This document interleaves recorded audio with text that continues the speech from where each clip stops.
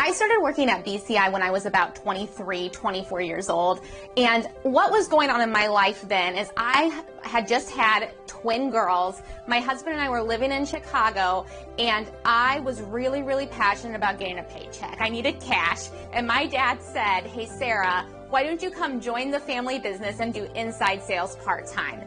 And now as I look back, I've been doing this for years and years. I've gone past an inside sales role to what I'm doing now. But it's been an incredible journey over the last few years as I've moved into where we are today.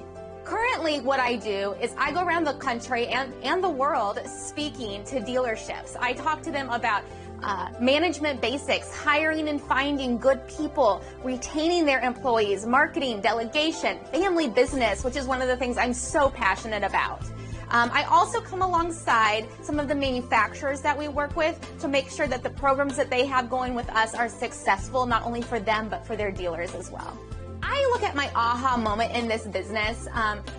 A few years back, we were working with a dealership right outside of Seattle, Washington. And this dealership had gone through a really hard time.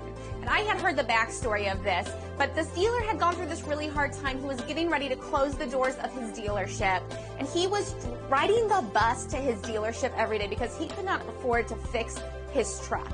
And so he, by chance, won a week visit with our team, and our team went into his dealership and did a Gordon Ramsay Kitchen Nightmares turnaround on his dealership to make it profitable, and it changed his life. It did more than just change his life. It changed every employee in his dealership's life. It changed his community.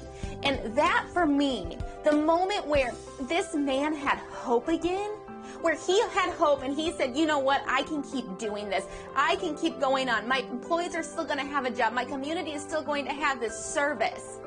That was it for me. That's where I said, this is what I want to do for the rest of my life. This is what I want to be a part of, because I want to give hope to small businesses all across the country.